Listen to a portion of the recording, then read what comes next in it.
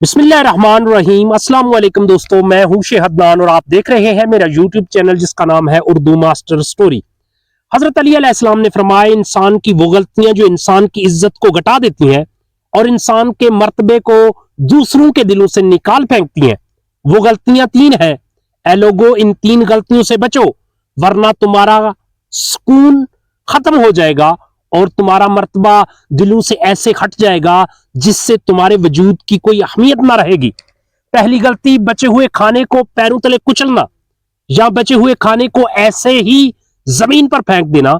ऐ लोगो, जब भी तुम खाना खाओ और अगर खाना थोड़ा बहुत बच जाए तो उसको किसी ऐसी जगह पे रख दो जहां दूसरी महलूक इसको खा सके, या खाना इतना लिया करो जितना तुम मुकम्मल खा सको, क्योंकि इससे गजा की बद्दुआ इंसान के नसीब को तबाह कर देती है। दूसरा अमल, हाथ धोने के बाद अपने कपड़ों से साफ करना। यह एक ऐसा अमल है जिसे परेशानियों के रास्ते इंसान की तरफ खुलते हैं और यूं इंसान अपना मर्तबा दिन ब दिन घटाता रहता है।